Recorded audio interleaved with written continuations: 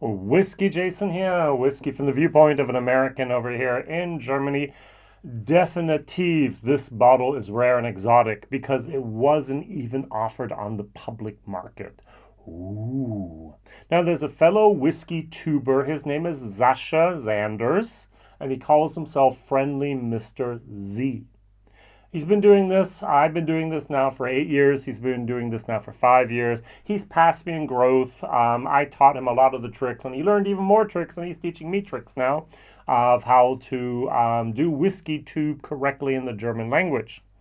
And he has built a community that's bigger than mine. He's actually now working in the whiskey business as an employee part-time at a whiskey shop.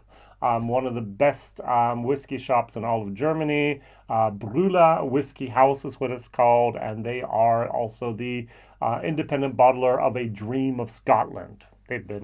Dream of Scotland has been on the Whiskey Tribe, it's been on my channel, it's been on other channels. They're doing a lot of things correct. And so Sascha and I, we actually had a nice little influence meet up at a German distillery in March of this year. Could have been April, but I think it was March. And we were at the Elsburn distillery, which is in the middle of Germany, more or less, in the Harz Mountains. Anna Buchholz is doing a great thing. She has her Emperor's Way, she has her Elsburn, she has her Alrik, and she has her Hartgrow. Those are the main distilleries, different types of whiskey she has. Just a little bit like Springbank. Some are heavily peated, some are just wood smoked, some are double distilled, some are triple distilled. Nothing is triple. Okay. There are different distillation processes and so on. And while we were there, Sascha actually bought from her a used sherry Octave. And I kind of asked him, hey, what are you doing with that? He says, I'm going to make a monster blend. I was like, what do you mean monster blend? He says, you know what an affinity bottle is? I was like, yeah, I understand that concept. I'm doing an affinity cast. It's like, I'm not really sure you know what that means. He said, well, not really. All right, what I'm going to do is we have all these heels. All right, we do bottle shares sometimes. Let's just take a look at this bottle here. I did a bottle share and I have half of this left. So what do I do with the other half? More or less in my community, people said, okay, thank you, I don't need it. And I'm left sitting on that bottle, that open bottle. Now I can put in a different WhatsApp community group and say, here is a bottle, half empty, the price, half of the normal price originally, who would like to have it? And even there, some people are like, not really. All right, first of all, it's a trust issue. All right, so I'm going to buy a bottle from someone I don't know. Did they really put what was in it? Blah, blah, blah, and so on. And so he just had the idea, and I think the idea is great. Roy's doing exactly the same thing with Aquavite. He got a cask from Ralphie, and he actually got bottles from Ralphie, and he's doing that. He put all his heels, they could be little samples, or they could be actual whiskey bottles, and he poured them into this Octave. Octave is basically here, a blood tub is about 30 liters, and Octave is about 50 in this case, sometimes 80. Depends on where you get your Octaves then there. It's usually an eighth of a sherry butt. So, and what he did is he took that cask back up into his apartment in the 3rd floor of his apartment building, and he actually on Twitch, and I think also on YouTube, he showed every single bottle he poured in there. He did it all. And so you had this barrel and it weighed about 100 some kilos, which is 220 pounds. And he had to take it down from his 3rd story apartment building. He had another guy carry it down the steps with him and then put it in his car again and then took it to his company where he works part-time. The other part-time he does YouTube, so he does that. He's very, very well set up. And he took it to the bonded warehouse there, and he was just going to let it sit. And after 4 weeks, Marco Bon, his boss, who is also the master of wood maturation, basically said, Sascha, get your butt over here. We need to empty this cask because it's finished. And he's like, 4 weeks, that's it? And so they looked at it, and they tried it, and was like, yep, you're right, bottle it.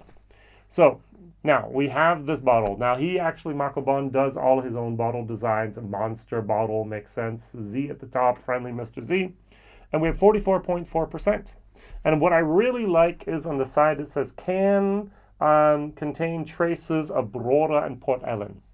So he actually had a little sample bottle. Of that little sample bottle, a little bit was actually left over from a tasting he had, and he poured the Brühler. He poured that little 1 cl into an Octave, and poured the 1 cl or 2 cls of Port Ellen in there as well.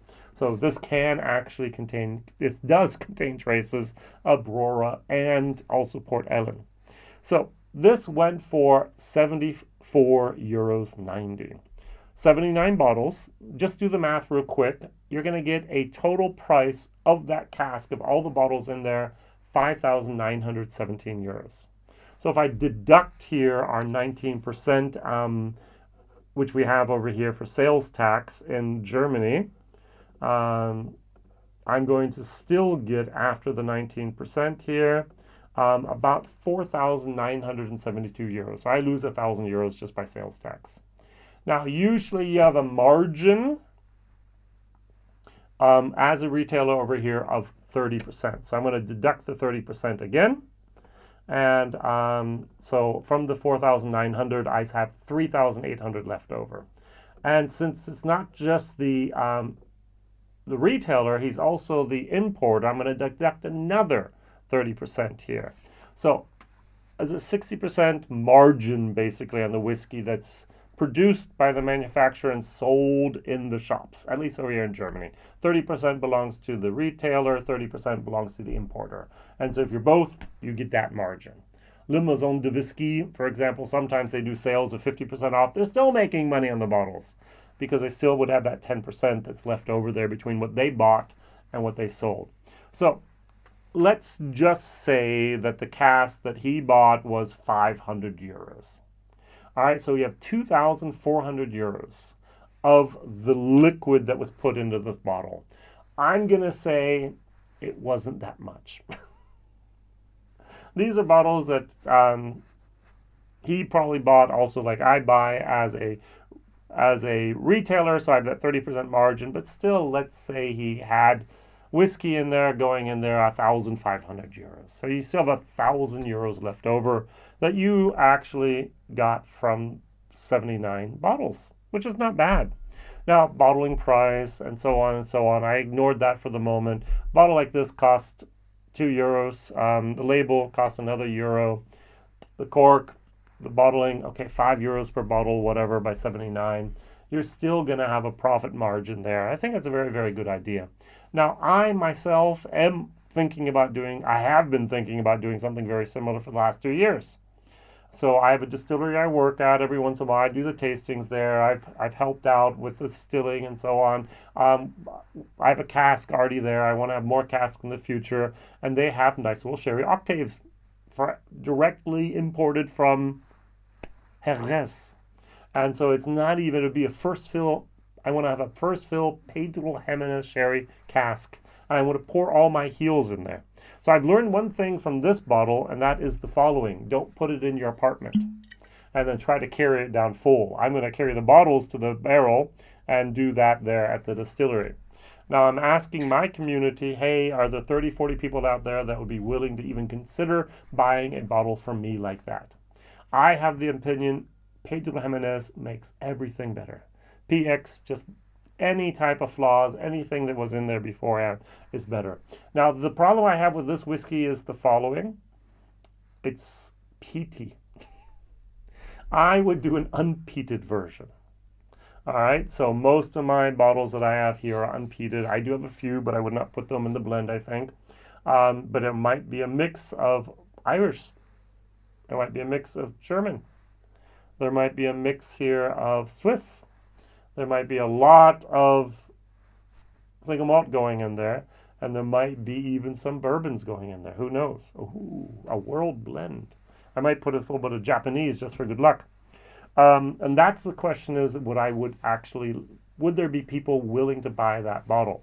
Now, I'm sure that my cask would be less. I'm sure that my bottle would not cost €74.90. I'm sure we're looking at the price of maybe $49.90, $59.90 max. All right, so most of my heels have been paid for already. I'm just sitting around waiting for I don't know what. And so that would be something I would consider doing there. Um, I don't think I'd be able to send it outside Germany, the bottle. Um, but who knows? We'll see what can happen there. I have someone that would design the label with me together, and it's a possibility. It's a real possibility that I'm going to try to do this here in August, and then bottle it maybe in October, November, maybe have it as a Christmas gift. Who knows? All right, so that's something I'm looking at and thinking of as well. Roy's going to do it as well. He has a living cask. So also a concept many people have done in Germany already, living casks, living bottles, and so on. So why not? I'm just going to compare this at the moment with this here. It is 48. This is 44.4%. It was only a 4-week finish. I'm going to do my finish a little bit longer, I'm sure, to really overpower that whiskey and give it a great, great taste. This is 48.2%. This is Speyside M. Why? Because Zasche, our friendly Mr. Zet, he actually had a bottle of this and he found it disgusting. Sulfur, yucky, absolutely bad. And then I pull out the bottle in one of my community roundtables and I pour voluntarily a little glass of this and say, oh, that's really nice. And he's like, no, Jason, it's not nice. You don't like sulfur. And I said, well, this is not sulfur like the sulfur candle. This is a little bit like a Mortlach, a Macallan type of from the distillation sulfur moment. I like this. And he said, I can't be. Send me a little sample. I want to try this myself. And he compared the two, and they were different. They tasted and smelled totally different for him. Are there batches of the, and that's what it says here, small batch edition number 11 single malt Scotch whiskey? How can one bottle of the same batch taste different than the next bottle? And my theory is no, there are not different batches. My theory is every batch from the first bottle to the last bottle also tastes a little different. Oh, now that's a really interesting statement here. So the first bottle that's filled up is different from what's left in the tank for the last bottle. Andre Haberecht, the Whiskey Tales, did an interesting video on that. And then he says what's very, very interesting is usually when you actually bottle something, let's say you bottle a small batch here, let's say you bottle a single barrel. And you bottle a single barrel, 220 bottles, and then you, first of all, you bottle them. Then you know how many bottles you have, what the ABV is. You order the label the whole time they're on a pallet, and then you label them. Usually the last bottle is number 1 that was bottled, and the first bottle that was on the pallet is the last one that is actually labeled. All right, so, and that is also something that I have had happen as well. We've had little tiny blood tubs, 30 liters, and the first bottle, we shook them and so on, but then it still settles, and the last bottles tasted totally different than They tasted noticeably different than the first bottles. All right, cheers.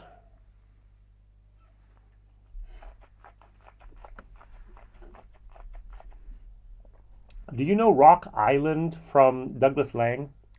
The entire time, that's what I'm getting. I'm getting a smoky mix of different distilleries. Even a little bit of grain is in here, I think. It's fairly hot for its 44.4%. It was only 4 weeks in the barrel. I think they were afraid that, especially in the summertime now, that the ABV would actually go down, and you'd have under 40%. It couldn't sell as whiskey. I would have solved by just pouring in a couple bottles of Aaron Quarter Cask with 56.2%. It's like, problem solved. We're not 41.1 or 40.8. But hey, that's me. I would have done that. So, but that's what maybe one of the reasons is. Is it a great whiskey? Is it a good whiskey? Yeah. Is it too smoky for me and my preferences? Yes. But the concept of here they call it the monster blend. I would call it a mega blend would be mine. I think that's fabulous. I love that. That's so cool. All right, really quick, the Macallan M.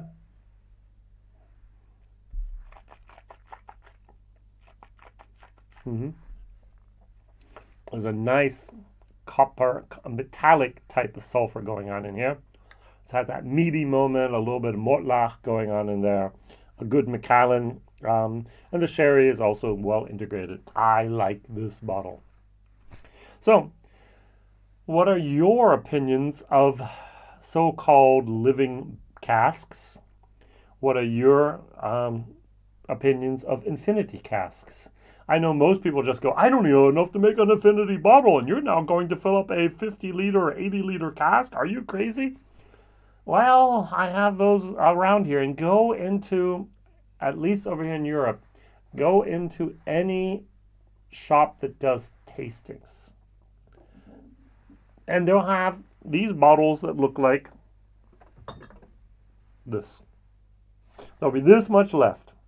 All right, so if I have 2 CLs per person, I have 35 people in this for that tasting. But my room only holds 30 or 28. And I have, after each and every tasting, I have these heels. And there'll be, I know whiskey, liquor stores that have hundreds of these bottles. And they're just, I'm not going to sample, I'm not going to do that. I think that'd be a great idea. There are some good casks out there. Why don't we make this mega blend, this monster blend? That would be kind of cool, I think. WhiskyJason here. What's your opinion? Write it down. Thank you very much for watching, liking. And don't forget, all that whiskey has already been taxed. We've already paid for the tax on this whiskey. We are doing nothing wrong. We're just putting it instead of in a bottle, in a cask, and then rebottling it. Absolutely 100% no legal restrictions whatsoever about that here in Germany and at least in Europe, in the EU.